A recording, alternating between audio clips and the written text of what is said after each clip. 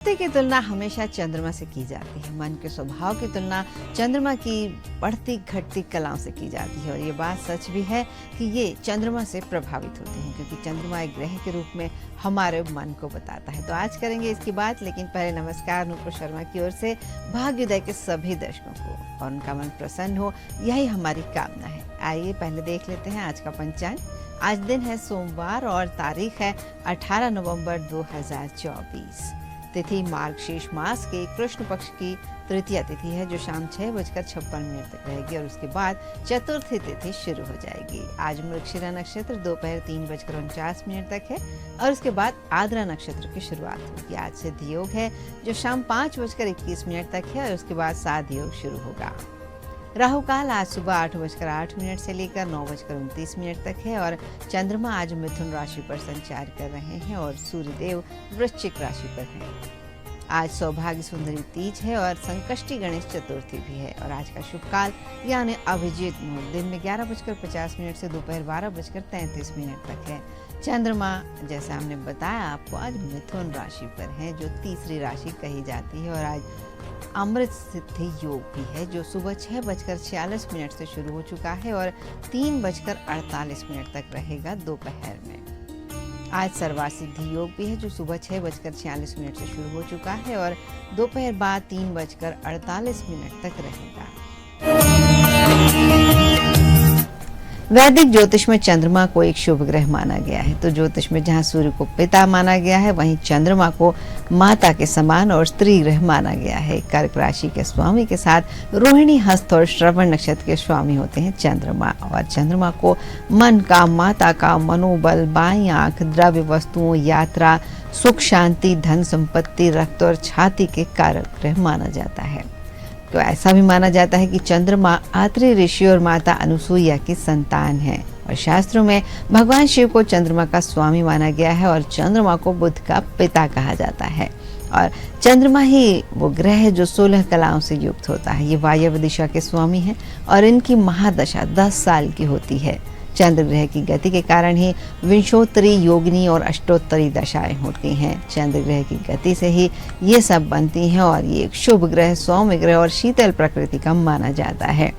और अगर किसी व्यक्ति के लग्न भाव में चंद्रमा है तो वो देखने में बहुत सुंदर, कल्पनाशील, भावुक, संवेदनशील और साहसी होता है।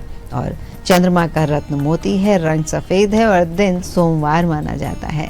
चंद्रमा वृष राशि में सबसे अधिक बलशाली होते हैं और इस राशि में अगर चंद्रमा है तो उसे उच्च का चंद्रमा कहा जाता है। और चंद्रमा कर्क राशि में होने पर भी बलवान होते हैं क्योंकि ये उनकी अपनी राशि है। और भले प्रकार से अगर सही पोजीशनिंग है चंद्रमा की तो जातक जो भी हो स्वभाव से मृदु होता है, संवेदनशील होता है, भावुक होता है और अपने आसपास के लोगों से प्यार और स्नेह रखने वाला होता है। ऐसे लोग आमतौर पर जीवन में इन्हें सुख सुविधाएं प्राप्त करने के लिए अधिक प्रयास नहीं करने पड़ते और बिना प्रयासों के ही सुख सुविधाएं उन्हें ऐसे ही मिल जाती हैं जिस प्रकार किसी राजा की रानी को केवल अपने रानी होने के आधार पर ही संसार के सभी ऐश्वर्य मिल जाते हैं।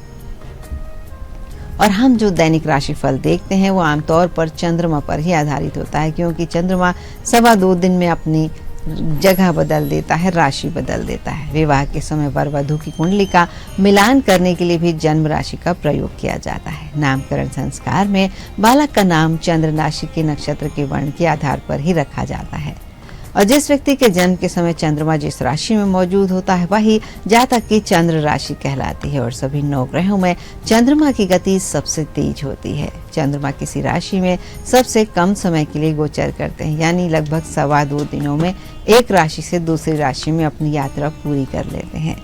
और राशिफल की गणना के लिए किसी व्यक्ति की चंद्र राशि को ही आधार बनाकर गणना की जाती है। अगर किसी का चरित्र देखना है तो कुंडली में उसका चंद्रमा कहाँ बैठा है, किस स्थिति में बैठा है, ये देखना महत्वपूर्ण होता है क्योंकि ये सीधे तौर पर मन और भावनाओं को नियंत्रित करते हैं। यदि किसी जन्म कुंडली में चंद्रमा किसी क्रूर और पापी ग्रह से पीड़ित होता है तो जातक की सेहत पर इसके नकारात्मक प्रभाव पड़ते हैं और इससे मस्तिष्क पीड़ा, सिर दर्द, तनाव, डिप्रेशन, भय, घबराहट, दमा, रक्त से संबंधित विकार, मिर्गी के दौरे, पागलपन और बेहोशी जैसी समस्याएं होती हैं। और ज्योतिष में यदि चंद्र ग्रह आपकी कुंडली में सही जगह पर है तो आप सिंचाई विभाग, जल से संबंधित कार्य, पेय पदार्थ, दूध, दुग्ध उत्पादों का काम, खाद्य पदार्थ, पेट्रोल, मछली, नौसेना, टूरिज्म, आइसक्रीम, एनिमेशन या जल जैसी जगहों के आसपास वाला काम या कारोबार या नौकरी कर सकते हैं।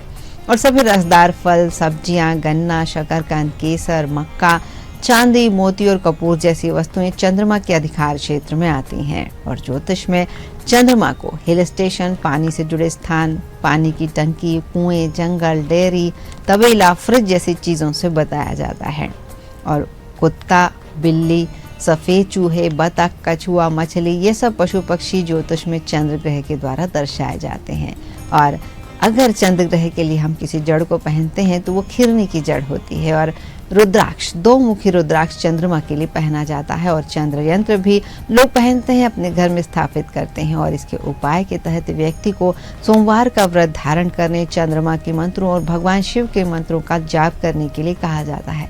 साथ ही यदि चंद्रमा को बलि करना चाहते हैं तो सोमवार का व्रत भी करना चाहिए। सबसे छोटी उंगली में चांदी की अंगूठी में मोती पहना जाता है। इसके अलावा चंद्रमा से जुड़े मंत्रों का जाप किया जाता है। तो चंद्र ग्रह का वैदिक मंत्र भी होता है और चंद्र ग्रह के बहुत सारे मंत्र होते हैं। सबसे आसान मंत्र है तांत्रिक मंत्र, ओम सोम सोमाय नमः। और चंद्रमा का बीज मंत्र है ओम श्राम श्रीम श्रौम सह चंद्रमसे नमः। और इसके अलावा ओम चंद्रमसे नमः का भी आप जाप कर सकते हैं।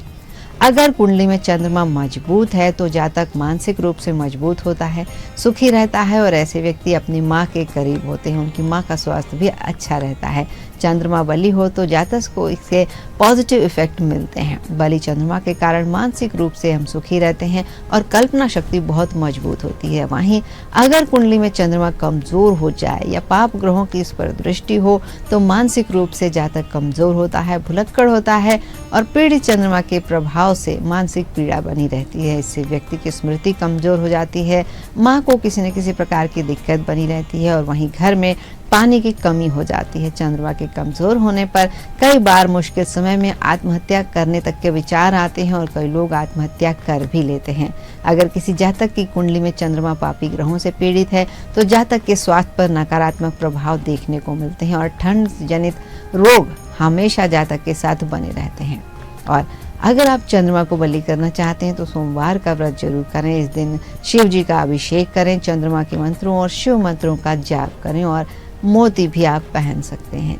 और कुंडली के द्वादश भाव में यदि राहु बैठा हुआ है तो व्यक्ति का रूप स्वरूप आकर्षक होता है, इनकी देह बलिष्ठ होती है, इनके शरीर के ऊपरी हिस्से यानी कंधे, गर्दन और सीना पुष्ट होते हैं। ये पूरी दुनिया को संभालने की क्षमता से भरे पूरे रहते हैं। इनकी रुचि वेदों और वेदांतों में होती है। स्वभाव से ये शांत होते हैं। किसी एक जगह पर बैठकर काम करने से इच्छाओं की संपूर्ति होती है, लेकिन कभी कभी बड़े प्रयास पहले जो असफल प्रतीत होते हैं बाद में चुपचाप शुभ फलों में बदल जाते हैं। शुभ होने पर ये राहु अरिहंत यानी शत्रु विहीन बनाते हैं, परोपकार में अग्रणी होते हैं, सामाजिक कार्यों पर धन खर्च करते हैं, अपार प्रतिष्ठा अर्जित होती है इनसे और इनसे प्रभावित व्यक्ति की आय एक से अधिक स्रोतों से होती है। धनार्जन के लिए नैतिक और वैध माध्यमों से अलग दूसरे रास्ते भी इख्तियार कर सकते हैं। और अगर राहु मुनाफाखोरी, तस्करी को भी कहीं ना कहीं प्रोत्साहित करता है, इसीलिए राहु के साथ मंगल, शनि और बृहस्पति मौजूद हों तो व्यक्ति गलत कामों की ओर भी आकृष्ट हो सकता है और आगे चलकर सजा का भागी भी बन सकता है। यहाँ राहु मंगल की युति हो तो दूसरों की चल अचल संपत्ति पर कब्जा करने के लिए भी प्रेरित कर सकती है जातक को। और राहु यदि अशुभ है तो अति विचारशील, विवेकहीन, परिश्रमी, सेवक, खर्चीला और कामी बनाता है। राहु जन्मभूमि से लाभ नहीं दे पाता, आजीविका के लिए विदेश यात्रा करनी पड़ती है, छल, कपट और पापपूर्ण विचारों और नीच कर्म से क्षति भी हो सकती है। तो ये हमने थोड़ी सी बात राहु ग्रह की है और आगे के एपिसोड में हम राहु ग्रह का विस्तृत वर्णन भी जानेंगे, उनसे क्या पॉजिटिव और नेगेटिव इफेक्ट होते हैं ये भी जानेंगे। लेकिन आज के भाग्योदय से मुझे ये अनुमति दीजिए, आप सभी को मंगलमय दिन की शुभकामनाओं के साथ नमस्कार और ढेर सारा स्नेह।